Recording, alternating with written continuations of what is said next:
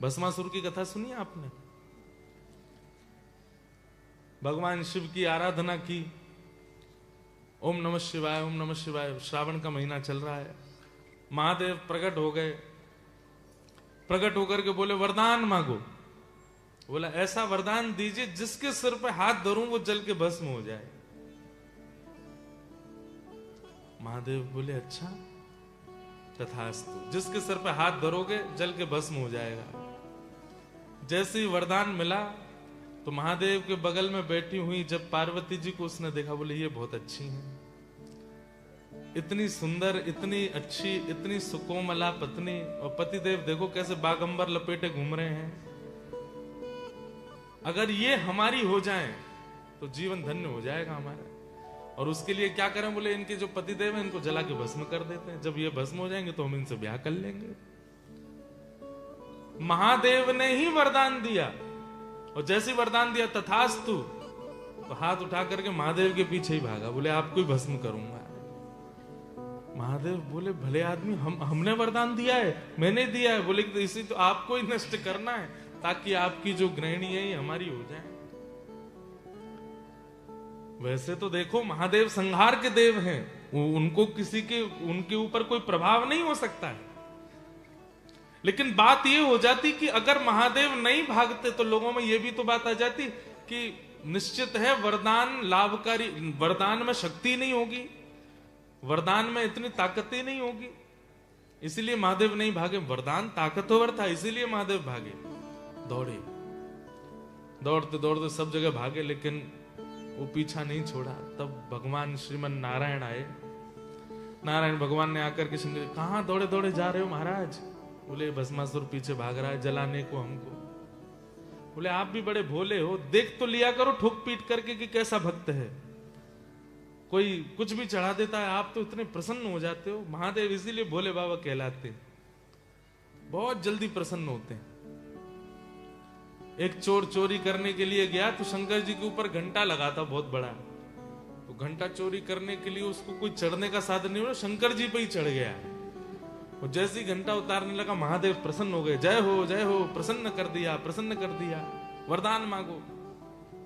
उसने कहा मैं कुछ आपको प्रसन्न करने नहीं आया, मैं चोरी करने आया। नहीं नहीं, दुनिया दूध चढ़ाती है, दुनिया केला चढ़ाती है, धतूरा तुमने खुद को ही चढ़ा दिया मेरे ऊपर, मैं बहुत प्रसन्न हूं तुमसे। दुनिया के लोग वस्तु चढ़ाते हैं, तू कैसा मेरा भक्त खुद को ही चढ़ा दिया। इसलिए बड़े भोले बाबा हैं भोलेनाथ। अभी श्रावण का महीना भी चल रहा है, तो भस्मासुर के लिए फिर ठाकुर जी ने महादेव से कहा देख तो लिया कीजिए कि किसको वरदान देना है किसको नहीं देना है। अब आपने इसको दे दिया, आपके पीछे ही भाग रहा है। ठाकुर जी बोले अब आप रुको, हम देख के आते हैं इसको। एक ब्राह्मण का रूप बना करके गए, भस्मासुर के सामने जाके खड़े हो गए। ब्राह्मण को आते देख भस्मासुर बोला रास्ते से हट जाओ, मेरे को भागने दो, मैं जला के। बोले भाई मेरी बात सुन सुन सुन, कहां भाग रहे हो तुम? बोले मुझे जला के भस्म करने की शक्ति मिली है, इन्हीं को जला के भस्म करूंगा। ब्राह्मण जोर से हंसने लगा। बोले यही वरदान दिया कि जिसके सिर पे हाथ धरोगे वो जल के भस्म हो जाएगा? बोले हाँ। बोले मुझे भी दिया था 10 साल पहले, कुछ नहीं हुआ। खूब धर धर के देख लिए मैंने हाथ, कुछ भी नहीं हुआ। बोले ऐसे कैसे? वो भोले बाबा है। भोले बाबा है तो कहां रहते हैं देखा तुमने? शमशान में रहते हैं, अपना खुद का घर नहीं बना पाए, तुम्हारा घर बसाएंगे वो? थोड़ी बहुत बुराई करी तो बोले अब क्या करूं मैं? बोले कि देखो तुमको विश्वास है कि तुम्हारे हाथ में जलाने की शक्ति है? बोले कि हाँ मुझे तो है। तो बोले एक काम करो, हमारे भारत में एक डिटर्जेंट पाउडर आता है, उसका एक वो आता है स्लोगन जैसा, पहले इस्तेमाल करें फिर विश्वास करें। तो ठाकुर जी बोले पहले प्रयोग करके तो देख लो। बोले प्रयोग कैसे करो? बोले अपने सिर पे हाथ धर के देखो, अगर तुम जल जाओ तो भस्मासुर बोला मैं जल ही गया तो फिर क्या करूंगा मैं? बोले नहीं देखो, आग लगने से पहले चिंगारी तो निकलेगी, आग लगने से पहले गर्मी तो लगेगी, आग सीधे थोड़ी कि सीधे अग्नि प्रकट हो जाएगी, कुछ तो होगा उससे पूर्व। बोले हाँ। बोले जैसे ही कुछ होगा तो फिर तुम अपना हाथ हटा लेना, धीरे धीरे हाथ नीचे धर के देख लो, चलो रखो। भस्मासुर बोला देख लो। बोले रुको मैं पानी की बाल्टी लेके खड़ा हूं, जलोगे तो मैं डाल दूंगा तुम करो।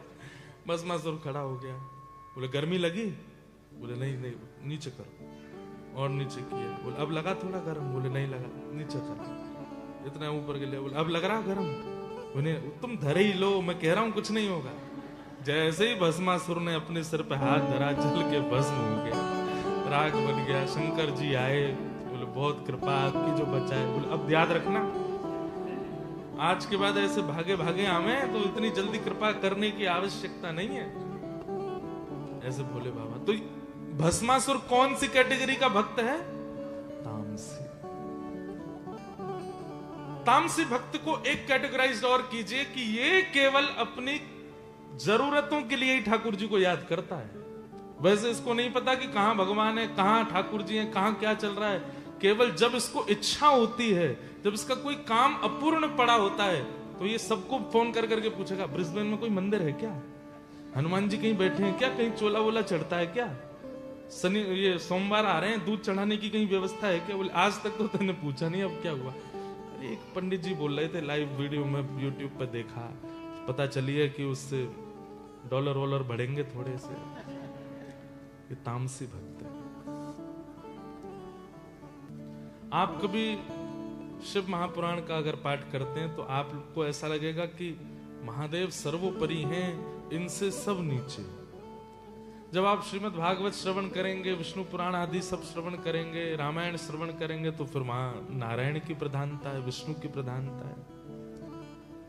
वास्तविकता में तो यह है कि नारायण और शिव ये दोनों एक दूसरे के पूरक हैं। कहीं लोगों में संशय भेद ना हो जाए, इसलिए कभी कभी लीला में महादेव ऐसी लीला करते हैं कि नारायण प्रधान हो जाएं, और कभी कभी लीला में ऐसा होता है कि नारायण ऐसी लीला करते हैं कि महादेव प्रधान हो जाएं, ताकि हमारे चित्त में संशय ना आवे, हम दोनों को प्रधान माने। 10 प्रकार के नामापराध हैं, उन 10 नामापराध 32 प्रकार के सेवा अपराध हैं। उन सेवा अपराधों में एक सेवा अपराध है शिव और विष्णु में भेद मानना। इनमें भेद दृष्टि नहीं करनी है, इनको एकाकार रूप मानना। तो सबसे पहले भक्त कौन से हुए? तामसी। तामसी भक्त का लक्षण क्या है? सबसे पहला अभिमान, दूसरा हिंसा, और तीसरा दंभ। दंभ मतलब, दंभ का मतलब क्या होता है? पाखंड। मतलब भक्ति नहीं है चित्त में, लेकिन लगता है कि अगर मैं ऐसा करूंगा तो आकर्षण बनेगा लोगों का, या फिर मेरी थोड़ी वैल्यू हो जाएगी, या कुछ भी। वो ठाकुर जी को प्रसन्न करने के लिए भजन नहीं कर रहा है, दूसरों को दिखाने के लिए ठाकुर जी का तिलक लगाता है, भजन करता है, नाम जपता है, बोलता है। ये दंभ तामसी भक्त का तीसरा लक्षण, दंभ करना। लेकिन एक बात बोलें, हमारी भक्तमाल जी में नाभा गोस्वामी जी आज्ञा करते हैं कि अगर कोई व्यक्ति दंभ करता है, नाटक करता है भजन का, तो कई बार नाटक करते करते भी ठाकुर जी की कृपा हो जाती है और वो नाटक वास्तविकता में परिवर्तित हो जाता है। इसका एक प्रमाण है, गुजरात के कितने लोग बैठे हैं यहाँ पे? हमारे गुजरात में एक भगवान के परम भक्त हुए, उनका नाम था नरसिंह मेहता। क्या नाम था? नरसिंह मेहता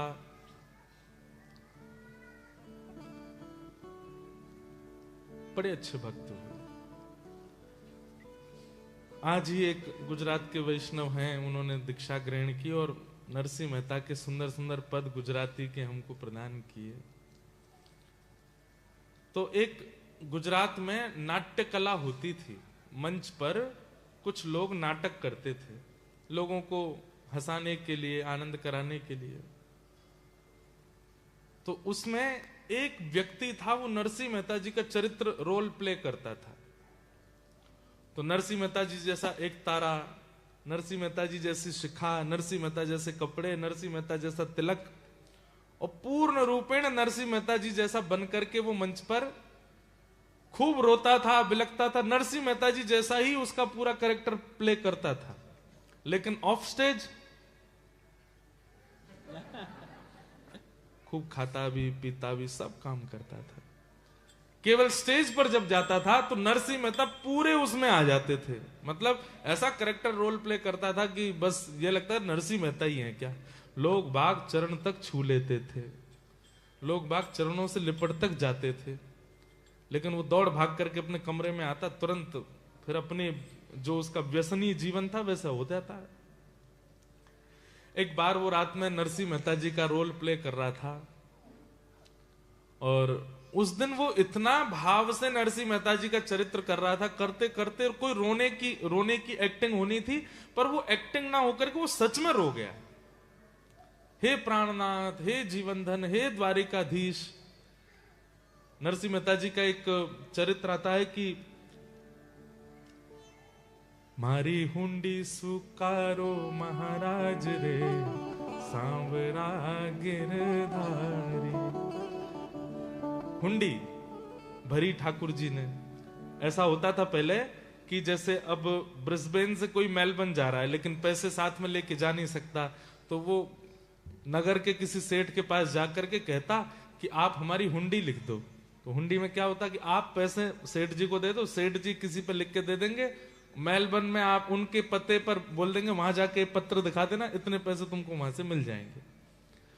तो नरसिंह मेहता जी के पास कुछ संत गए, बोले कि भैया हम द्वारिका जा रहे हैं, रास्ते में चोर लुटेरे हमको लूट लेंगे, आप हमारी हुंडी लिख दो। नरसिंह मेहता बोले मुझ पर खुद रही, मैं तुम्हारे कहां से लिखूं। बोले नहीं नहीं, हमको किसी ने कहा है कि आप लिख करके दे दो हमको। बहुत जिद पड़ गए जब संत, तो नरसिंह मेहता जी ने लिख दिया और हुंडी लिख करके उन सब संतों को दे दी। संत जन जब सब गए द्वारिका तो नरसिंह मेहता रोने लगे, मैंने संतों के लिख तो दी पर मेरा कोई वहां है नहीं, मेरा तो एक ही जानकार है, द्वारिकाधीश सांवरिया मेरे जानकार हैं। और वो संत जन सब गए तो नरसिंह मेहता रो रहे थे, बोले कि पता नहीं इन संतों का क्या होगा, वहां कौन मिलेगा इनको। लेकिन इतने विश्वास से उन्होंने लिख करके दी कि जब संत जन गए तो ठाकुर जी सच में सेठ बन करके आए और उन सब संतों के जो जो उनकी रकम थी वो पूरी की। ऐसे ठाकुर जी ने अनेक बार श्री नरसिंह मेहता जी के प्रेम भाव को स्वीकार करने के कई लक्षण बताए। तो वो नाट्य कला प्रस्तुत कर रहा था, आज वो सच में रो गया।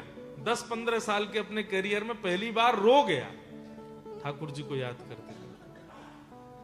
बहुत विलंब हो गया था तो अपनी ड्रेस उतारी नहीं, अपना मेकअप वगैरह उसने पहुंचा नहीं, वो ऐसे ही घर जाने लगा। अर्धरात्रि का समय अपने घर जा रहा था, थोड़ी देर में उसको पायल की आवाज आने लगी, छम छम छम छम ध्वनि आने लगी। उसने देखा, बोले ये छम छम कहां से आ रही है आवाज। इतने में चंदन की सुगंधी आने लगी, दिव्य प्रकाश पीछे से जैसे मानो लगने लगा। पीछे मुड़ करके जैसे ही उसने देखा साक्षात द्वारिकाधीश खड़े हैं और द्वारिकाधीश नरसिंह मेहता को जैसे मानो अपनी ओर बुलाने के लिए आ रहे हो। पीछे देख करके उसने पहले तो वो स्तब्ध हो गया, मुख से वचन नहीं निकले, हाथ पैर कांपे। मेरे नरसी, मेरे नरसी, मेरे पास आ जा मेरे नरसी, और पकड़ करके उस व्यक्ति को अपने हृदय से लगा। पहले तो सुध बुध खो गई, उसके बाद जब होश आया तो इतना रोया ठाकुर जी के चरणों में प्रणाम करके। ठाकुर जी उसको नरसी नरसी बोले, अरे मेरो नरसी, अरे मेरा नरसी, तू मेरे पास आ जा, तू मेरे हृदय से लग जा। ठाकुर जी भूल गए कि ये नरसिंह मेहता नहीं है। तो उसने थोड़ी देर बाद याद दिलाया, नाथ आपकी कृपालुता की तो मैं नजर उतारूं, बलैया लूं कि आप इतने कृपालु हैं, लेकिन मुझे बताने में बहुत खेद हो रहा है, मैं नरसिंह नहीं हूं, मैं तो उसका नाट्य करने वाला हूं। जैसे उसने कहा मैं नाट्य करता हूं तो ठाकुर जी स्तब्ध हो गए। अरे तू मेरा नरसिंह नहीं, तेरे नेत्रों से आंसू आए थे, तू अभी थोड़ी देर पहले मुझे पुकार रहा था, वो सब नाटक था। ठाकुर जी ऐसे मतलब हुए कि जैसे मानो कितने दुखी हो गए हों। ठाकुर जी वहां से अंतर ध्यान हो गए, सुनते कि ये नरसिंह नहीं है। तो जो व्यक्ति नरसिंह का रोल निभाता था उसने आज विचार किया, मेरा आचरण शुद्ध नहीं, मेरा व्यवहार शुद्ध नहीं, मेरे विचार शुद्ध नहीं, मेरी क्रियाएं शुद्ध नहीं, केवल नाटक करता हूं, धन कमाने के लिए नरसिंह मेहता बनता हूं। और वो नाटक करते करते करते करते 15 वर्ष में पहली बार अश्रु जो निकले ठाकुर जी प्रकट हो गए। यदि 15 वर्ष में वास्तव में नरसिंह मेहता जैसा आचरण किया होता तो आज मुझे क्या प्राप्त होता। आज मुझे ठाकुर जी अपने संग लेकर के चले जाते, जीवन के इस चक्र में मुझे फंसना ना पड़ता। और उसी दिन उसने अपने सारे व्यसनों का त्याग किया और फिर वो जीवन भर नरसिंह मेहता जी की तरह ही रहा। ठाकुर जी ने एक क्षण दर्शन। तो अब इस भाव में दंभ को तामसी भक्त कहा गया, लेकिन कई बार दंभ करने वाले पर भी अगर हरि अनुग्रह हो गया, ठाकुर जी अगर प्रसन्न हो गए, तो दंभ करने वाला भी स्वीकार किया जा सकता है। इसलिए यहां पे एक छूट मिल सकती है आप लोगों को कि भले ही पाखंड से सही करो तो सही, भजन ही करो, गलत काम मत करो, गलत आचरण मत करो, कम से कम तिलक ही लगा लो, नाटक में ही लगा लो। क्या पता लगाते लगाते लगाते कभी ठाकुर जी रीझ गए तो। दंभ,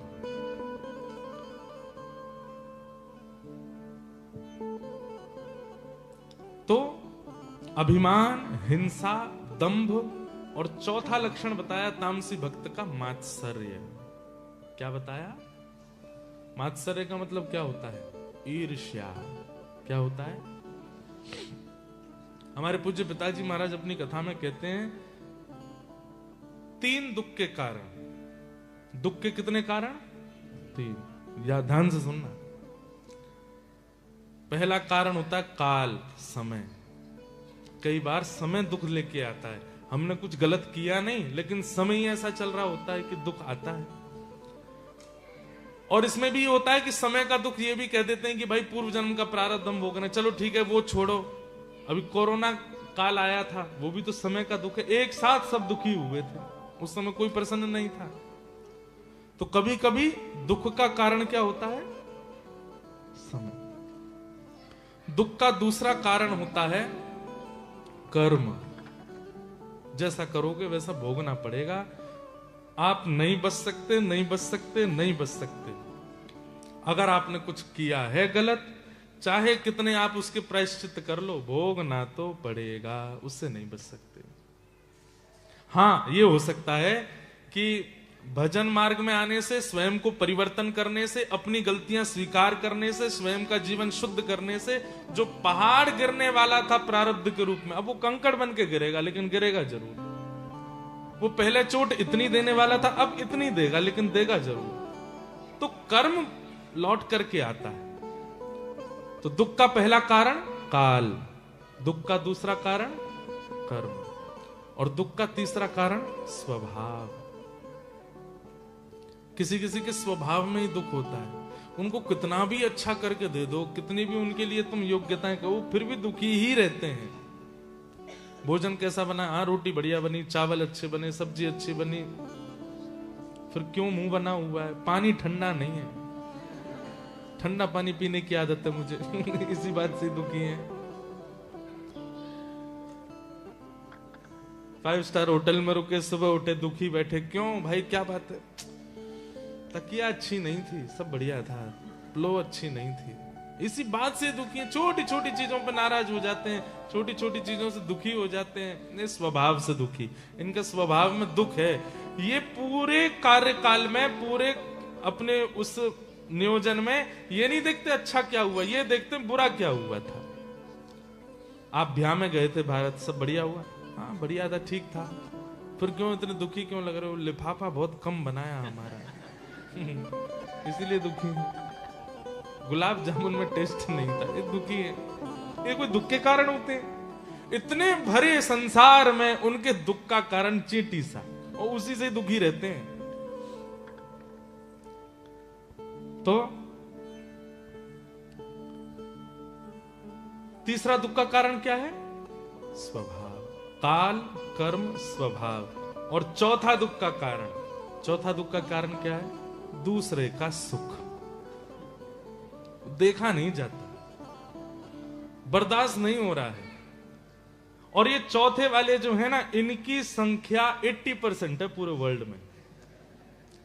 अपने दुख से दुखी नहीं है, ये दूसरे के सुख से दुखी है कि वो इतना प्रसन्न क्यों है, वो हंस क्यों रहा है। उसको दुखी कौन कर गया? बोले किसी की हंसी मार गई उसको। बोले हंस क्यों गया मेरे आगे? वो इतना प्रसन्न क्यों था? और दूसरे के सुख से दुखी होने वाला व्यक्ति कथा भी सुनता है, मंदिर भी जाता है, तिलक भी लगाता है, लेकिन दूसरे के सुख से दुखी रहता है, वो व्यक्ति भी तामसी भक्त माना जाएगा। तुम भजन करते हो, मंदिर जाते हो, पर दूसरे का सुख सहन नहीं होता आपसे, तामसी। और भगवान अंत में कहते हैं मैया ये मुझे पसंद नहीं है, पर भक्त तो कहलाएंगे। जैसे स्कूल में, क्लास में स्टूडेंट्स तो बहुत सारे होते हैं, सभी टीचर सबको ही पढ़ाता है, पर उसके प्रिय का नाम बोलो तो 5 का नाम बताएगा। बोले क्यों? वो बाकी प्रिय ठीक है, वो आ रहे हैं, बस उनके माता पिता फीस भर रहे हैं, इसलिए वो आते हैं स्कूल, पढ़ने वढ़ने से उनका कोई प्रयोजन नहीं है। मेरे प्रिय तो ये 5 ही हैं। तो इनके लिए ठाकुर जी कहते हैं ये भक्त तो हैं, पर मुझे ये प्रिय नहीं है। ये कौन से भक्त हुए? तामस। अब आओ दूसरे, ये दूसरे भक्त कौन से हैं? राजस। राजस भक्तों के लक्षण क्या है? कि विषयान विसंधाय यश ऐश्वर्यमेव वा अर्चातावर्चयेद्यो मां पृथग भावस राजस। सोमवार का व्रत रखना है इस बार हमको। किसमें? श्रावण में। क्यों? शंकर जी प्रसन्न नहीं, उनकी प्रसन्नता से हमको क्या होगा? अच्छा पति मिले इसलिए अच्छी पत्नी मिले इसलिए। एकादशी का व्रत क्यों कर रहे हो? बोले ठाकुर जी प्रसन्न हो। नहीं नहीं नहीं, उनकी प्रसन्नता से हमको क्या करना है, इसलिए नहीं, हमारा एक काम बने। किसी व्यक्ति से पूछा मैं बहुत व्रत रखते हो यार, बोले कि ये वाला व्रत इनकी प्रसन्न, ये वाला व्रत इस काम के लिए, ये वाला व्रत इस काम के लिए, ये वाला व्रत इस काम के लिए। मतलब वो तप करते हैं, पर तप में भगवत प्रसन्नता उनकी इच्छा नहीं होती है। एक बार एक हमारे भारत में एक जगह है, कभी आप लोग जाइएगा, बहुत सुंदर जगह है। नैनीताल से ऊपर 3 महादेव के स्थान हैं, जागेश्वर, बागेश्वर और मुक्तेश्वर। तो वहां पर एक अच्छा, जागेश्वर जो है वो पाताल में है, बागेश्वर जो है वो बीच में है, और मुक्तेश्वर जो है वो हाइट पर है। तीनों में दूरी भी बहुत है, तीनों के दर्शन बड़े सुंदर है। तो वहां एक स्थान है जागेश्वर। जागेश्वर में ऐसी मान्यता है कि रात को मंदिर जब बंद हो जाता है, उसके बाद पति पत्नी हाथ में दिया लेके खड़े होते हैं बाहर, और पूरी रात अगर दिया बुझने ना दें, सुबह मंगला ठाकुर जी की, महादेव की जब होती है तब तक खड़े रहें, और फिर वो दिया पुजारी जी को दें या मंदिर के चौखट पे अगर पधरा दें, सुबह जब मंदिर खुले तो फिर उनको संतान की प्राप्ति होती है, उनको बालक हो जाते हैं। मैं वहां दर्शन करने के लिए गया, बहुत ठंड पड़ती है वहां पर। रात में करीब 7:30-8 बजे मंदिर बंद हो गया, और उसके बाद मैंने जब अपने होटल की खिड़की से देखा तो इतने सारे दंपति खड़े थे हाथ में दिया लिए, और सब पूरी रात खड़े रहे, तड़पते रहे महाराज। इतनी ठंड में ठिठुर रहे हैं, पति आके कभी शॉल उड़ा रहा है, फिर पति हाथ में दीपक ले लेता, फिर पत्नी आके उसके पैर की मालिश कर रही है। इतना परिश्रम देख करके मेरे मन में आया, किसके लिए? एक संतान के लिए। और वही संतान जब 10, 12, 15, 18 वर्ष का होकर के उल्टा सीधा बोलता है, तो इनको ये लगता है कि क्यों ही हो गया ये, इसके लिए हमने इतना तप किया। अगर हमें पता चल जाए कि ये क्रिया करने से ऐसा होता है, भगवान की बड़ी दया की ब्रिस्बेन नदी का कोई ऐसा नियम नहीं, अगर यहाँ की बना दिए जाए कि एक बार ब्रिस्बेन नदी में ये पधरा दो तो आपके ये काम बने, तो भीड़ लग जाए यहाँ पे। हमको पता चलना चाहिए कि ऐसा करने से ऐसा होता है, तो हम करने में फिर भीड़ की कमी नहीं रहती, सब करने भागते हैं उस चीज को। कभी अगर पता चल जाए कि ऐसी कोई दैवी शक्ति किसी वृक्ष में है, किसी नदी में है, किसी टोने टोटके में है, तो उससे हमने कभी ये क्यों नहीं मांगा कि ठाकुर जी बस हमसे प्रसन्न हो जाएं, हम एक अच्छे इंसान बन जाएं, इसके लिए कभी क्यों नहीं किया? ऐसे भक्तों को क्या कहते हैं? राजस भक्त, जो केवल बड़े से बड़े तप कर लेते हैं, बड़े से बड़े अनुष्ठान कर लेते हैं, लेकिन उसके पीछे कामना घोर संसारी होती है, घोर संसारी। उसे कहते हैं राजस भक्त। कि विषयान भिसंधाय यश ऐश्वर्य में वा। ये भगवान के भजन किस लिए करते हैं? यश की प्राप्ति के लिए। मेरा खूब यश हो जाए, मुझे खूब ऐश्वर्य प्राप्त हो जाए, मुझे खूब संपत्ति मिल जाए। मतलब कुल मिलाकर के नाम ही है राजस। जो केवल संपत्ति के लिए ठाकुर जी के सन्मुख जाते हैं उनको राजस भक्त कहते हैं। ठाकुर जी से केवल मांगने के लिए जाते हैं और कुछ नहीं है इनके पास में। कई लोगों को देखा मंदिर में जाते हैं, आंख बंद करके ठाकुर जी के आगे फिर मुख चलाते हैं, लगता कोई मंत्र बोल रहे होंगे। नहीं, वो लिस्ट बता रहे हैं अपनी। ऑस्ट्रेलिया का वीजा अप्रूव हो जाए, वहां जाकर के हमको जॉब मिल जाए, उस वाली यूनिवर्सिटी में हमारा नामांकन हो जाए, फिर हमारा PR भी हो जाए, फिर वहीं की कोई कन्या हमको मिल भी जाए, उससे हमारा ब्याह हो जाए, फिर वहीं हम सेटल हो जाए, हमारे बच्चे बिल्कुल परेशान करने वाले ना हों, अच्छा सा ब्रिस्बेन में घर मिल जाए, रिवर साइड ही मिल जाए। सब ठाकुर जी को बता दिया आंख बंद करके। ठाकुर जी भी आंख बंद करके ही सुनते हैं। मैंने देखा ही नहीं, तुम कौन थे? ऐसे लोगों को राजस भक्त कहते हैं। ठाकुर जी को ये बिल्कुल प्रिय नहीं है। हमारी कही मानिएगा, इस कथा के बाद एक नियम अपना लीजिए कि आज के बाद भगवत दर्शन निष्काम होकर करो। आज घर पे फोन कर दिया, बोले हम लेट आएंगे, क्यों? मंदिर जा रहे हैं। अरे क्यों, क्या हो गया? ऐसे देखने जा रहे हैं, ठाकुर जी से मिलने जा रहे हैं। हमारा दर्शन की पद्धति क्या है पता? हम कहीं भी ठाकुर जी को देखते हैं, हम ऐसे बात करते, जैसे हम वृंदावन के हैं ना, तो जैसे गांव का आया व्यक्ति दूसरे गांव वाले से मिलता, हम ऐसे ही मिलते हैं ठाकुर। जगन्नाथपुरी जाएंगे, हे जगन्नाथ महाप्रभु कैसे हो, ठीक हो, सब आनंद मंगल। यहाँ पे पंडा पुजारी भोग वोग लगाते हैं कि नहीं आपका? हाँ, खा पी के मोटे तो दिख रहे हो, तो लगता है कि भोग तो लग रहा है आपका। आप ऐसी वार्ता करेंगे ना तो ठाकुर जी भी भावुक हो जाएंगे। अपनी बताने मत जाओ, पूछने जाओ आप कैसे। इतनी दूर हम आए कथा करने के लिए और बड़े पापड़ बेल बेल के कथा कर रहे हैं हम ऑस्ट्रेलिया में। अब आप सोचो, मेलबर्न से तस्मानिया भाग रहे हैं, तस्मानिया में 12 घंटे रुक के कथा भी कर रहे हैं, घूम भी रहे हैं, फिर यहाँ आ रहे हैं, यहाँ पर भी दोपहर के आए, अब कथा करें, कल गोल्ड कोस्ट, फिर सिडनी जाएंगे, फिर कैनबरा जाएंगे, फिर वहां से एक दिन के लिए कनाडा जाएंगे ऑस्ट्रेलिया से। एक दिन के लिए बस पहुंचेंगे, लैंड करेंगे सुबह 5 बजे, स्नान ध्यान करके शाम को 5 बजे से कथा करेंगे और रात में फिर एयरपोर्ट जाकर के भारत निकलेंगे। इतना मेहनत हम क्यों कर रहे हैं? इतना परिश्रम हम क्यों कर रहे हैं? डॉलर के लिए? कोई डॉलर के लिए नहीं। यहाँ के हमारी किसी भी कथा में सारे रजिस्ट्रेशन फ्री हैं। किसी से भी ये नहीं कहा जा रहा ये दीजिए, ये सुनाइए, ये करिए। भक्ति पथ ऑस्ट्रेलिया का यहाँ पर गठन हुआ, सबसे पहले सारे पदाधिकारियों को बोल दिया गया कि 1 रुपए का भी आमदनी किसी से मांगनी नहीं है, खुद दे तो छोड़ना नहीं है। हाँ भाई, इतनी महंगी टिकट भी तो हो रही है, मांगना नहीं किसी से 1 रुपया भी, $1 भी नहीं। आइए प्रेम से कथा सुनो और जीवन को बदलो। हमारी सबसे बड़ी दक्षिणा यही हो जाएगी कि आप बदल गए, आपके जीवन में कुछ तनिक परिवर्तन आए, तनिक चेंजेस आ गए। अब आपका लाइफस्टाइल थोड़ा बदला। इस 1-1.5-2 घंटे के सेशन से अगर जरा भी परिवर्तन करके नहीं गए तो मेरा आना व्यर्थ हो जाएगा। यहाँ पर हम उसी वजह से घूम रहे हैं सब जगह। एक बार निष्काम भाव से जाओ, उनसे पूछने जाओ, उनसे बताने जाओ। प्रेम का एक स्वरूप होता है पता है?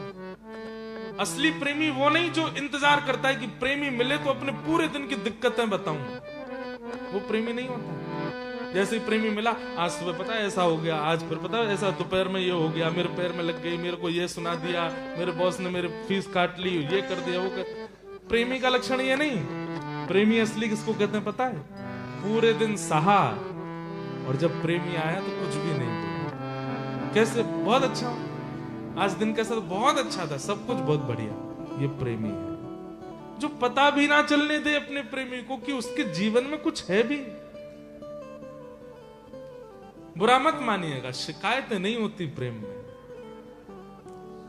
प्रेम में शिकायतें नहीं होती। आजकल प्रेम शिकायतों से युक्त हो गया और और ठाकुर जी के सन्मुख भी हम करते क्या है? केवल शिकायतें करते हैं, शिकायतें नहीं। ठाकुर जी के सामने निष्काम भाव से जाओ, बस 1 साल करके देखो। और जब 1 साल बाद आए ना, तो पर्सनली बताइएगा कि आपको क्या फील हुआ। कोई कामना नहीं, स्वप्न में भी नहीं, घर बैठ करके भी नहीं, कुछ नहीं। कुछ बिगड़ता है, कुछ बनता है, कुछ होता है, कुछ, वो सब बातें ठाकुर जी से आप कहते ही नहीं हो। वो अपनी पर्सनल चीजें आप अपने पर्सनल तक ही रखते हो, ठाकुर जी को नहीं बताते। कभी मंदिर जाते हैं, कभी ठाकुर जी के दर्शन करते हैं, अपने घर के ठाकुर जी की सेवा करते हैं। बाहर भले ही रोए हैं, बाहर भले ही परेशान हुए, रात भर सोए नहीं, पर अपने ठाकुर जी के सामने गए हंसते हुए, नाथ आपकी बहुत कृपा है, सब बहुत अच्छा है, कम से कम सांस तो चल रही है, हाँ, भोजन तो कर रहे हैं, जीवित तो हैं, सब आनंद है। अच्छा, ये भी एक प्रकार का टोंट हो जाता है, ये भी मत बोलना, ये भी तो टोंट ही है। सांस तो चल ही रही है, तो उसका मतलब ओ हो, तो बाकी सब खराब है। प्रेम करो ठाकुर जी से, और प्रेम में ये नहीं, अपने दुख नहीं बताए जाते, अपने कष्ट नहीं गिनाए जाते। और दूसरी बात, उससे कहा जाता है, उसको बताया जाता है जिसको पता नहीं है। तुम जानत सब जानते हैं, तुम जानत अंतर्यामी करणी। जीवन का उद्धार होता है। वृद्धावस्था हो चुकी थी उसकी, उसने कहा भैया हमने आज तक गैया ही चराई है, हमने कभी गुरु पुरु तो देखे ही नहीं। किसी संत से सुन लिया उसने कि गुरु होना चाहिए। सीधे लोगों का ये भी नियम होता है, कोई कुछ कह दे ऐसा कर लो, तो वो वैसे बेचारे किसी ने कह दिया तो करना पड़ेगा। एक व्यक्ति को मैंने देखा, उसके 5 उंगली में अंगूठियां थी और एक उंगली में तो 2-2 थी। मैंने कहा भैया ये क्यों पहनते हो इतने? तो बोले ये उन्होंने बताई, ये इनने बताई, ये इनने बताई, ये इनने बताई, और ये फिर एक पत्नी ने भी पहनाई थी, तो वो मैंने कहा वाह भाई, तुम 5 उंगलियां हैं, ठाकुर जी ने 5 उंगली दी, तुमने 7 तो अंगूठी पहन रखी है उसमें। सीधे लोग होते हैं, कई बार ऐसे मान लेते हैं किसी को भी जो कह दे। तो गोपाल बड़ा सीधा था। महापुरुष ने, किसी ने कहा भाई जीवन में गुरु नहीं हो तो उद्धार नहीं हो सकता। वास्तविकता तो देखो ऐसी है, जीवन में अगर दीक्षा ना हो तो चलेगा, दिशा होनी चाहिए। अगर किसी की दिशा नहीं है आपके जीवन में तो उद्धार संभव नहीं है। इसलिए दिशा तो होनी चाहिए, और फिर जिससे दिशा मिले उसी से दीक्षा मिले, ऐसी भावना हो। तो अब गोपाल आज तक तो केवल उसको इतना इसी काम से फर्क पड़ता था कि मेरी गैयाओं ने चारा खाया कि नहीं खाया, मेरी गैया चर के आई कि नहीं आई, मैं इनका दूध निकाल लूं। और उसकी गाय नहीं थी, वो गांव की गाय लेके जाता था। जैसे मान लो आप सब गांववासी, आप सबके घर की एक गाय, आप सब इतने व्यस्त तो चरा नहीं पाते। एक मैं आया, मैंने कहा लाओ चलो मुझे दे दो, शाम को जो मिले मुझे दे देना आप लोग। सबकी गाय इकट्ठी करके ले जाता था चराने के लिए गोपाल। तो आज तक तो उसने इसी बात पर ध्यान दिया कि गैयाओं का कैसा क्या है, और उसने अपने निज जीवन का भी विचार नहीं किया। लेकिन आज पहली बार जब किसी से सुन लिया कि जीवन में गुरु होने चाहिए, तो अब गुरु खोजने लगा। गुरु जी कौन, गुरु जी कौन, मेरे गुरु कब मिलेंगे, मुझे गुरु कहां मिलेंगे। एक दिन एक महात्मा आए, और महात्मा की जटा देख करके, कमंडल देख के, रूप देख करके गोपाल बोला यही मेरे गुरु जी हैं, इनको ही बना लूं। चरणों में गिर गया, बोले महाराज मुझे गुरु दीक्षा दे दो आप। सब लोग ध्यान से सुनिएगा। गुरु जी बोले अच्छा दीक्षा चाहिए? बोले हाँ, चलो आओ, नहा धो के आओ, बैठो, बताते हैं। बोले सुनिए, पहले हमको नियम बता दो फिर दीक्षा लेंगे। तो पता चली पहली दीक्षा दे दी आपने, बाद में हमसे नहीं हुआ कुछ भी। तो गुरुजी ने नियम बता दिए। पहले ही बोले देखो रोज सुबह स्नान करके और इतना तुमको मंत्र करना पड़ेगा। बोले क्या मंत्र करना पड़ेगा? गुरुजी ने मंत्र सुनाया तो बोले ये तो मुझे समझ में ही नहीं आ रहा है, ये तो मेरे पल्ले ही नहीं पड़ रहा, मैं इतना पढ़ा लिखा नहीं कि ये मंत्र बोल सकूं, कोई और चीज बता दो। गुरुजी बोले भाई अब जो परंपरा है वही तो बताऊंगा, ऐसे थोड़ी मनगढ़ंत कुछ भी बता दूंगा। बोले देखो भगवान, हम आपको बहुत स्पष्ट बता दें, हम तो गैया चराते हैं और कई बार स्नान भी नहीं करते। सुबह उठते हैं, सबकी गैया समेटी, सिर पर स्वाफा बांधा, निकल गए, गैया चरा करके लाते हैं, हमारा तो स्नान भी नहीं हो पाता कई बार। और ये मंत्र आदि करना, नियम जाप पूजन आदि करना, ये सबसे मैं दूर दूर तक मेरे को पता ही नहीं है कैसे होता है। और अब मेरी इतनी आयु नहीं है कि मैं सीखूं पहले और फिर करूं, सीखने में ही मेरा जीवन निकल जाएगा। गुरुजी बोले तो फिर दीक्षा काय को चाहिए, रहने दो। बोले नहीं, दीक्षा तो चाहिए, दीक्षा तो मुझे चाहिए, कोई बोल के गया गुरु बनाने हैं। तो गुरुजी बोले चलो तो फिर एक काम ऐसा बता दें जो तुम कर सकते हो। बोले क्या? तुम्हें ही निवेदित भोजन करें। भोजन करते हो रोज? बोले हाँ। बोले भोजन पहले ठाकुर जी को कराना फिर खाना, इतना तो कर सकते हो? बोले हाँ ये तो कर सकता हूं, कई बार तो मैं अपने बच्चों को पहले खिला देता हूं। बोले बस वैसे ही जैसे बच्चों को पहले खिला देते हैं फिर स्वयं पाते हैं, जैसे माँ करती है, बच्चों को पहले तृप्त करती है फिर स्वयं पाती है, पति को पहले पवाती है, ऐसे ही आज से तुमको करना है, पहले ठाकुर जी को खिलाओ फिर स्वयं खाओ। गोपाल बोला ये आपने बहुत बढ़िया बताया गुरुजी, इससे मेरा उद्धार हो जाएगा? बोले बिल्कुल हो जाएगा। नियम करने वाले, मंत्र करने वाले, जाप करने वाले का जैसा उद्धार वैसा ही तेरा होगा, तू ये कर ले। भाई देखो, बच्चे बोले तो समझ आए, बड़े नहीं बोले। एक बार कोई जाके बोल दो, बच्चे उधम मचा में चले, बड़े भी उधम मचा रहे हैं ब्रिस्बेन के।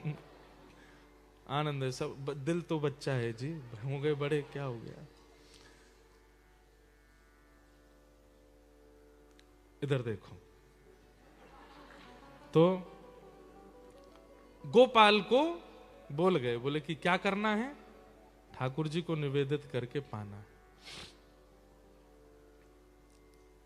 लेकिन गुरु जी ने यह नहीं बताया था कि ठाकुर जी केवल भाव में आएंगे, ठाकुर जी की सामने प्रतिमा होगी, चित्र होगा, प्रत्यक्ष नहीं आएंगे ठाकुर जी। उसको लगा कि जैसे हमारे बच्चे आके बैठ जाते हैं सामने, पत्नी आके बैठ जाती है, ऐसे ठाकुर जी बैठ जाएंगे। जहां भी गैया चराने जाता था, पत्नी भोजन लेके आती, पत्नी से कहता तुम जाओ हम खा लेंगे। हाँ, गुरु जी ये भी कह के गए कि गुप्त रखनी चाहिए गुरु के बताई गई बातें, नियम, ये रहस्य होता है। तो पत्नी को बोलता भोजन धर दो, जाओ। बोले हमारे सामने पालो, हम पवा देते। नहीं हम खुद पाएंगे, जाओ। पत्नी बोलती ऐसे क्यों कर? अरे अब बुढ़ापा आ गया, अब खुद सीखना पड़ेगा, कल को तुम हमसे पहले चली गई तो तुम आदत लगा दोगी अपने हाथ से पवाने की, वो हमको खुद सीखना पड़ेगा। पत्नी बोली मतलब पक्का है कि पहले मैं जाऊंगी? बोले हम बात बोल रहे हैं, तुमको भी सीखना चाहिए, तुम भी हमारी प्रतीक्षा मत किया करो, हम पाए उसके बाद पाओगी, तुम भी पा लिया करो और हम भी अपने आप देखा करेंगे। पत्नी बोली ठीक है। अब सीधे साधे लोग ज्यादा बात थोड़ी करते हैं। पत्नी चली गई, उसने बर्तन खोले, सब सामग्री सामने रखी, ज्यादा कुछ तो होता नहीं था, मोटी रोटियां, कुछ गुड़ और कुछ मिर्ची वगैरह, सलाद, मूली, गाजर, बस। सब्जी तो बनती नहीं थी ज्यादा गरीब लोगों के यहाँ, गरीबी था बेचारा। सामने धर दिया, गोपाल, गोविंद, ठाकुर जी, आपके जो भी नाम है मुझे ज्यादा तो आते नहीं, आ जाओ पालो। गुरु जी कह के गए आपको पवाना है फिर पाना है। और ऐसा बुला के फिर ढूंढता कहां से आ रहे हैं, कब आएंगे। गुरु जी परिचय तो बता के नहीं गए कि वो दिखते कैसे हैं, आएंगे भी कि नहीं आएंगे। तो बेचारा जैसे पशु पक्षियों के लिए दाना लेके घूमते हैं, ऐसे घूमता था सब जगह। आप कहां रहते हैं? अरे ठाकुर जी, अरे भगवान जी आ जाओ। गुरु जी कह के गए पहले आप पाओगे फिर मैं पाऊंगा। पूरे दिन ठाकुर जी का इसी भांति स्मरण करता, जगह जगह घूमता, नदी के किनारे जाता, वन में जाता, पहाड़ पर जाता, ठाकुर जी आओ पहले पाओ फिर मैं पाऊंगा। रात हो गई, ठाकुर जी नहीं आए। गुरु आज्ञा है, ठाकुर जी नहीं पाएंगे तब तक मैं पा नहीं सकता। रात भर ठाकुर जी नहीं आए तो रात को सारी सामग्री समेट करके गैयाओं को खवा दी, भूखा सो गया। एक रात निकल गई, दूसरा दिन आया, आज ठाकुर जी आएंगे, कल व्यस्त रहे होंगे कहीं पे। दूसरे दिन फिर पत्नी भोग लेके आई, सब सामग्री सजाई, बैठ गया, ठाकुर जी आओ पाओ भोग लगाओ फिर हम पाएंगे। फिर से ढूंढा, कल जहां गया अब दूसरी जगह गया कि वहां तो मिले नहीं थे, यहां मिल जाएंगे। सब जगह ढूंढा, ठाकुर जी नहीं मिले। 1 दिन, 2 दिन, 3 दिन, 10 दिन, 15 दिन निकल गए। अब तो आंखें गड्ढे में जाने लगी, हाथों में कंपन शुरू हो गया, वृद्धावस्था है, मुख सूखने लगा, आंतें सूखने लगी। पत्नी कहती मुझे आप ठीक नहीं लग रहे हैं, आपको देख करके अब ऐसा लगता है कि जैसे कोई रोग हो गया है क्या आपको? बोले मैं वृद्ध हो गया हूं ना। बोले वृद्ध तो हो गए वो तो पता, पर इतने ज्यादा आपसे चला भी नहीं जाता, आपसे बैठा भी नहीं जाता, आप कुछ बोल भी नहीं पाते, आप भोजन तो करते हैं ना समय से? बोले हाँ मैं सब पाता हूं, तुम चिंता मत करो। लेकिन वो रोज जाते ठाकुर जी को निवेदित करते, ठाकुर जी नहीं आते तो रात में सब गैयाओं को खिला देते। गुरु आज्ञा।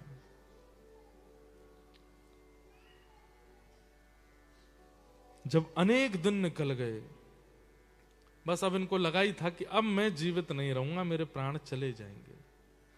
पत्नी भोजन लेकर के आई, अचेत अवस्था जैसी हो रही थी। पत्नी ने कहा मैं खिला दूं आपको। बोले नहीं नहीं रख जाओ, मैं खा लूंगा और तुम जाओ वापस। सामने सामग्री रखी है। और बंधुओं एक बात आपको बता दूं, महाभारत में ऐसा लिखा है, दुनिया में सब जीता जा सकता है लेकिन इसको नहीं जीता जा सकता। जीव कंट्रोल नहीं होती है। वासुदेव जरा कष्टम कष्टम निर्धन जीवनम, पुत्र शोक महाकष्टम कष्टात कष्ट करित क्षुधा। भूख लगी हो, भोजन सामने रखा हो और कोई व्यक्ति ना खावे, ऐसा हो नहीं सकता। ज्यादा से ज्यादा 2-4 दिन अपने मन को मार लेगा, 10 दिन मार लेगा, उससे ज्यादा नहीं मार सकता। बोले कि ये अकाट्य सत्य है, सबका त्याग हो सकता है लेकिन भोजन का त्याग नहीं कर सकता व्यक्ति। उसने नहीं पाया। अंतिम क्षण चल रहा था, ठाकुर जी को बुला रहा था, इतने में ही मुरली मनोहर श्याम सुंदर साक्षात प्रकट हो गए। प्रकट होकर के उसके सामने जैसे ही आए तो जितनी उसके अंदर ऊर्जा नष्ट हो चुकी थी, सारी ऊर्जा पुनः वापस आ गई, नेत्र खुल गए, ठाकुर जी का साक्षात्कार हो गया। ठाकुर जी सन्मुख खड़े हैं और सन्मुख खड़े ठाकुर जी को देख करके गोपाल नेत्रों से अश्रु प्रवाह होने लगा। ठाकुर जी के आगे वही सूखी रोटी और वो सब चीज सामग्री धर दी। भगवान बड़ा विलंब लगाया आपने आने में, अब पा लीजिए। सामान्य सी रोटी और वो जो सामग्री थी उसको ठाकुर जी पा रहे थे बैठ के, और इतने भावुक हो रहे थे गोपाल के उस प्रेम भाव पर। ठाकुर जी ने कहा अब हमने पा लिया, अब तुम भी पाओ। तो जैसे ठाकुर जी देखा तो उसके हाथ कांप रहे थे। तो ठाकुर जी बोले तुम रुको, हम पवाते हैं। और अपने हाथ से ठाकुर जी गोपाल को पवा रहे। ऐसा अद्भुत भाव ठाकुर जी को लगा। उसी समय ठाकुर जी ने आज्ञा कर दी, गोपाल अब तुम पृथ्वी पर मत रहो, चलो हमारे साथ। भगवान ने उसका हाथ पकड़ा, हृदय से लगाया और अपने संग नित्य लीला में उसको ले गए। केवल एक गुरु की सामान्य सी आज्ञा को सर्वोद्धार मान करके करने लगा गोपाल चरवाह, और ठाकुर जी प्रत्यक्ष प्रकट हो गए। जीवन की परिस्थितियां ये ठाकुर जी के द्वारा प्रदत्त प्रसाद है, इसकी बहुत शिकायतें मत कीजिए। कई बार सह लेना चाहिए। और कोई गुरु अगर आज्ञा कर दे, आचार्य अगर आज्ञा कर दें, भगवत जन अगर आज्ञा कर दें, तो उसके ऊपर तो बिल्कुल विचार नहीं करना चाहिए, कर लेना चाहिए। बस वो उसके सूत्र में, उसके भावों में ही ठाकुर जी बैठे हैं मिलने के लिए, बस उसका पालन आप कर लो। तो राजस भक्त जो केवल विषय की कामना करते हैं, भगवान कहते हैं ये भी मुझे प्रिय नहीं है। और तीसरे आते हैं सात्विक भक्त। सात्विक भक्तों के लक्षण क्या हैं? कि कर्म निर्हार मुद्दिश्य परस्मिन् वा तदर्पणम् यज्ञे द्रष्टव्यमृत वा पृथग भाव सात्विक। सात्विक भक्त का लक्षण ठाकुर जी क्या बता रहे हैं? कर्म निर्हार मुद्दिश्य परस्मिन् वा तदर्पणम्। बोले कर्म करता है और कर्म करते समय ये स्थिति रखता है कि हे नाथ बस कृपा बनाए रखना, मेहनत मैं करूंगा, परिश्रम मैं करूंगा, कृपा आप बनाए रखना। और फिर जो भी करता है उसकी उपलब्धि जब उसको मिलती है तो उपलब्धि मुझे अर्पित कर देता है। मैंने नहीं किया, सब ठाकुर जी ने कराया, मैं तो केवल माध्यम था, सब ठाकुर जी की कृपा है। ये सात्विक भक्त है। कुछ भी करेंगे, आपका घर बहुत अच्छा है भैया, हमारी सामर्थ्य तो नहीं, ठाकुर जी ने दिलवाया है।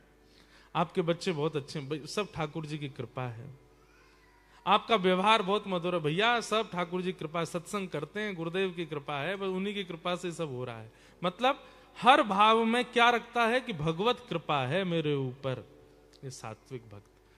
आप कहेंगे महाराज जी तो फिर एंड हो गया, इससे ऊपर भी कोई होता है क्या? ठाकुर जी से मैया ने कहा ये सात्विक आपको प्रिय हैं, तब मैया से ठाकुर जी कहते हैं अच्छे लगते हैं, बहुत प्रिय नहीं है। तो फिर आपको बहुत प्रिय कौन है? तब भगवान चौथे भक्तों के बारे में बताते हैं, इनको कहते हैं निर्गुण भक्त। कौन से भक्त? निर्गुण। तो सात्विक समझ में आ गया। सात्विक कौन? जो अपनी प्रत्येक क्रिया, अपने प्रत्येक कर्म, अपने प्रत्येक विचार, सबके लिए यह भाव रखता है कि सब भगवत कृपा है, मेरी कोई सामर्थ्य नहीं थी। लेकिन ठाकुर जी कहते हैं मुझे निर्गुण प्रिय है। और निर्गुण भक्त के लक्षण क्या हैं? ध्यान से सुनो। आज निर्गुण भक्त के बारे में थोड़ा बताएंगे, फिर निर्गुण भक्त की विशेष व्याख्या कल गोल्ड कोस्ट में करेंगे। अब तो आना पड़ेगा सुनने के लिए। तो निर्गुण भक्त कौन है? जिनमें भक्ति के लक्षण होते हैं। और भक्ति के लक्षण क्या होते हैं? वाग्गदगदा द्रवते यस्य चित्तम रुदत्य भिक्षणम हसति क्वचिच्च विलज्ज उद्गायत नृत्यते च मद्भक्ति युक्तो भुवनम पुनातो।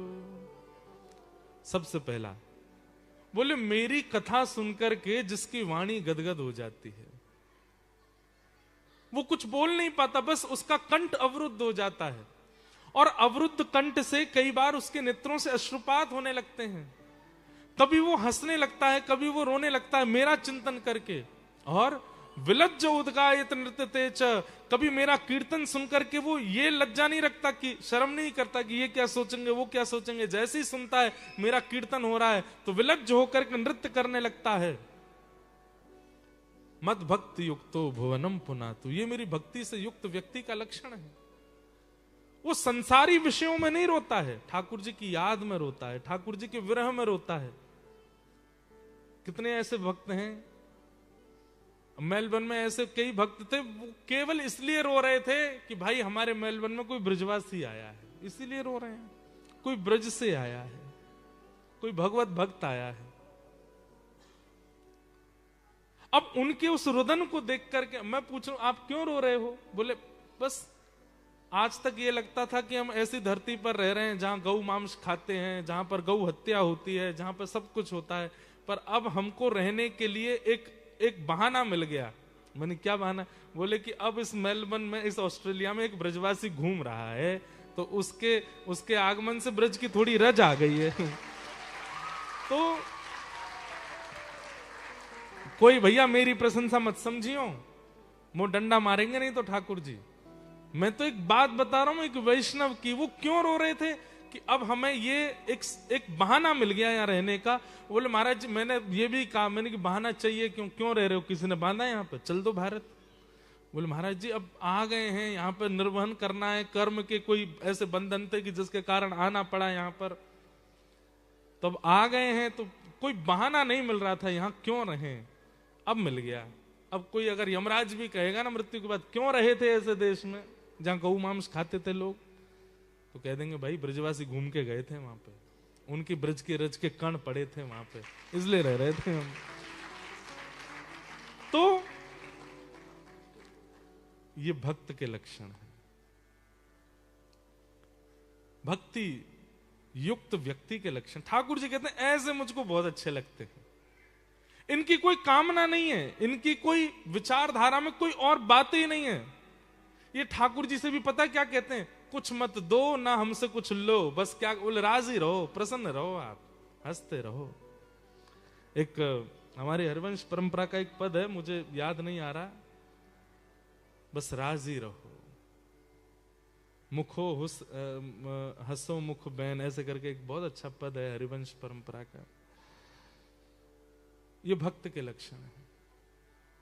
और भगवान कहते हैं निर्गुण भक्त की स्थिति कैसी होती है? बोले 4 प्रकार की मुक्ति होती है, सालोक्य, साष्टि, सामिप्य और एकत्वम। बहुत ध्यान से सुनना, 4 प्रकार की मुक्ति। अच्छे कर्म करने वाले, भजन करने वाले, अच्छे कर्म करने वाले जब मृत्यु को प्राप्त होते हैं तो उनको स्वर्ग मिलता है, पर भजनानंदियों को मुक्ति मिलती है। एक बात याद रखिएगा, स्वर्ग भी मुक्ति नहीं है। अच्छे कर्म करने वाला व्यक्ति जब उसके बहुत पुण्य हो जाते हैं तो उसको स्वर्ग भेजा जाता है। स्वर्ग is kind of a 7 star 8 star hotel. हाँ, जैसे आप पे बहुत ज्यादा पैसा है तो आप महंगे होटल में जा सकते हो। आपने काउंटर पर जाके पैसे जमा कर दिए तो उतनी देर के लिए आपको कमरा मिल जाएगा। अब कमरे में रखी हर वस्तु पर आपका अधिकार है। आप चाहो तो सेब खाओ, आप चाहो तो पानी पियो, आप चाहो तो बैल बजा करके कुछ खाने को मंगा लो। बालकनी आपकी, बिस्तर आपका, बाथरूम आपका, सब कुछ आपका। यहां तक कि जो स्टाफ काम करता होटल में उनको बार बार फोन कर करके बुलाते रहो, आते रहेंगे, जी सर क्या करें बताओ, आपकी सेवा करेंगे। लेकिन कब तक? जितनी देर आपका, जितना आपने पैसा जमा किया उसमें जितनी देर मिलना चाहिए बस उतनी देर। जैसे मान लो आपने 12 घंटे के लिए किया है, एक दिन एक रात के लिए, तो एक दिन एक रात पूरे होते ही, चेकआउट टाइम होते ही फोन आएगा, पहली बेल बज जाएगी, सर चेकआउट टाइम आ जाओ। हाँ बस आ रहा हूं 5 मिनट में। तो 10 मिनट बाद फिर फोन आएगा, सर 10 मिनट हो गए अब आ जाओ। हाँ बस 10 मिनट और, सर हमको किसी और को भी रूम देना है, आ जाइए। 1 घंटा बाद तो फिर 9 के ही होगा गेट, सर निकल रहे हैं कि हम किसी को बुलाएं। अरे कल तक तो हमारी इतनी तुम हाजी हजूरी कर रहे थे। बोले सर अब जितना पैसा दिया उतनी देर रुक लिए, अब जाओ। फिर भी आप अधिकार मान लिए कि नहीं मैं तो नहीं जाऊंगा, तो फिर सीधे पुलिस आएगी और उठा के होटल से बाहर फेंक देगी। ऐसा ही स्वर्ग में होता है। आपने गंगा स्नान किया, आपने आश्रमों में कमरे बनवाए, आपने संत भोजन कराए, आपने अनाथालय में बच्चों को पढ़वाया, आपने गरीब कन्याओं के ब्याह किए, सबसे पुण्य मिलता गया। मृत्यु के बाद क्या होगा? उस पुण्य सेक्शन में जितने स्वर्ग में रुकने की आपकी अवधि बनी उतने दिन के लिए स्वर्ग मिलेगा। स्वर्ग कैसा है? कुछ भी खाओ मोटे नहीं होगे, कितना भी दौड़ो थकोगे नहीं, कितना भी भोग भोग लीजिए आपके चित्त पर कोई प्रभाव नहीं होगा। लेकिन जैसे ही आपके पुण्य घटने लगेंगे, घटते घटते घटते फिर सीधे इंद्र देवता चित्रकेतु से कहेंगे इसको बोलो, हो गया इसका टाइम पूरा। अब आप कितना भी कहो चित्रकेतु जी प्लीज 1 महीना और रहने दो ना, अब तो तुमको पुण्य क्षीणे मर्त लोकम बसंती, अब तुम्हारे पुण्य खत्म हो चुके हैं, पर मैं तो यहां रहना चाहता हूं। तो बोले दोबारा जाओ, पृथ्वी पर जाओ, किसी माँ के गर्भ से जन्म लो, फिर से पुण्य करना, और फिर जब पुण्य हो जाएंगे फिर आ जाना यहाँ पे, फिर रह लेना। ये है स्वर्ग। पर भजन करने वाले स्वर्ग नहीं जाते। भजनानंदी वो पुण्य भी करते हैं ना, गरीबों का ब्याह करा दिया, बालकों को पढ़ा दिया, मठ मंदिर बनवा दिया, आश्रम बनवा दिए, सबके बाद में जल लेते हैं और सबका पुण्य नारायणायति समर्पयामि, हमको जो भी पुण्य मिला हम ठाकुर जी को अर्पित करते हैं, हमें नहीं चाहिए। ये भक्त का लक्षण। और वो होते हैं मुक्त। और मुक्त होने वालों का क्या होता है? वो कभी पुनर्जन्म नहीं लेते, पुनर्जन्म न विद्यते। वो पृथ्वी पर कब आते हैं पता है? जब फिर से ठाकुर जी अवतार लेंगे तो ठाकुर जी की मां बन के, पिताजी बन के, भाई बन के, बंधु बन के, कहां तक कहें शत्रु बन करके भी वही आते हैं जो वैकुंठ में है। रावण कौन है? वैकुंठ का सेनापति है, द्वारपाल है जय। कुंभकर्ण कौन है? विजय। ये नंदरानी यशोदा और नंद बाबा कौन है? प्रश्नी सुतपा। ठाकुर जी जब अवतार लेते हैं तो उनके इर्द गिर्द रहने वाले ये सारे करेक्टर, मतलब एक प्रकार से वो है जैसे स्कूल में सारे बच्चों को तैयार करते हैं टीचर्स के, आज एनुअल फंक्शन है, स्टेज पर जाके तुमको नाटक करना है। ऐसे ही ठाकुर जी एनुअल फंक्शन करते हैं। कब? जब अवतार लेते हैं। सब वैकुंठ के लोगों को ही कहते हैं तुम राक्षस बनना, तुम हमारे मित्र बनना, तुम हमारे शत्रु बनना, तुमको बहुत मैया वाला भाव आता, चलो तुम मैया बन के चलना, आप हमारे पिताजी बन देना। सबको ठाकुर जी ऐसे लेके आते हैं। मतलब भगवत अवतार जब होता है उस समय कोई जीवात्मा नहीं आता है पृथ्वी पर, वैकुंठ वाले ही आते हैं सब, और भजनानंदियों को वैकुंठ मिलता है। लेकिन अब बात सुनो, 4 प्रकार की मुक्ति होती है, सालोक्य, सृष्टि, सामीप्य और एकत्वम। इसमें सालोक्य कौन सी होती है? सालोक्य मुक्ति का मतलब होता है केवल वैकुंठ मिल जाएगा। आप कहोगे वैकुंठ जाकर के भगवान के दर्शन, बोले चलते फिरते कभी दिख जाएं तो दिख जाएं, बाकी अब वैकुंठ में रहो तुम, भगवान के पास जाने की अनुमति नहीं है। हाँ, कभी तुमको जो कॉटेज मिला है उसके सामने से कभी ठाकुर जी चले जाए तो देख लेना।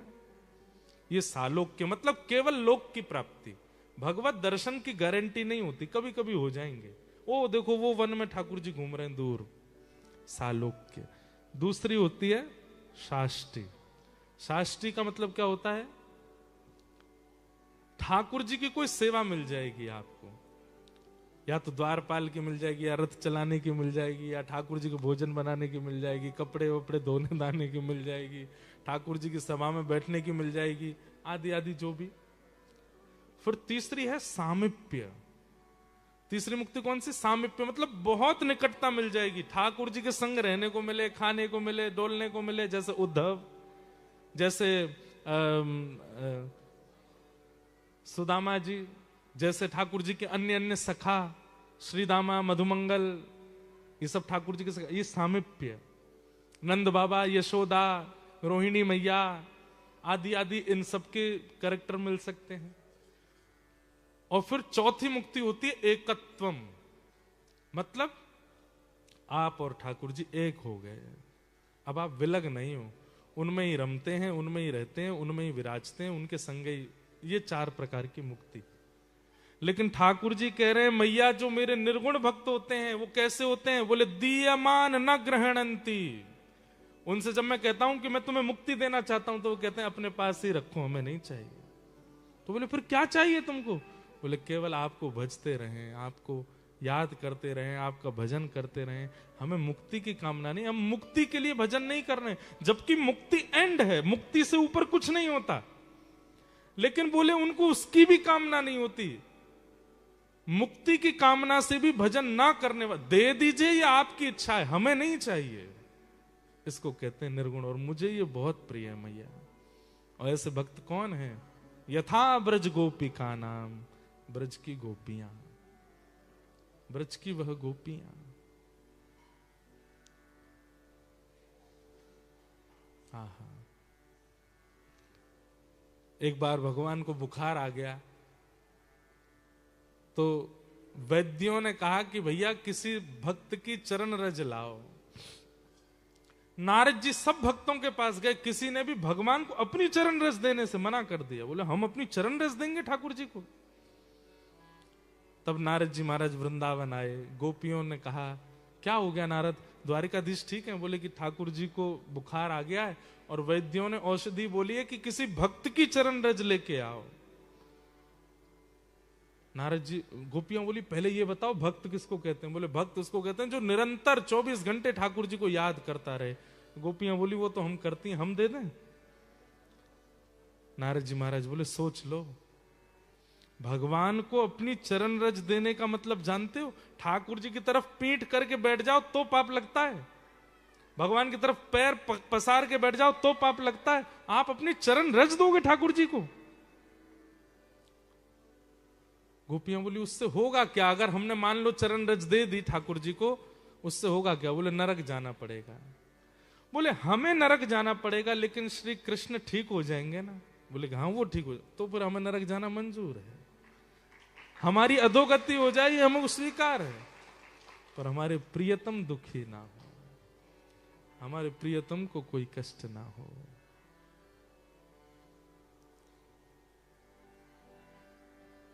प्रेम, इसे प्रेम लक्षणा भक्ति कहते हैं, इसको निर्गुण भक्ति कहते हैं। गोपियां कहती हैं हमें नरक में रहना मंजूर है, नरक की सब यातनाएं भोगना मंजूर है, लेकिन ये सुनना स्वीकार नहीं है कि श्री कृष्ण पीड़ा में है। और तुरंत गोपियां गई, अपने पैर यमुना जी में गीले किए और पूरे पैरों में रज लगा करके अपने पल्लुओं में भर भर करके खूब सारी पोटलियां रज की दे दी। नारद जी ले जाओ। नारद जी बोले इतनी रज क्यों? बोले कि कल को भी अगर कृष्ण बीमार पड़े तो फिर से उनको हमारी रज चटा देना, सिर पे लगा देना, कभी हमारा प्रियतम बीमार ना हो, उनको कोई पीड़ा ना हो।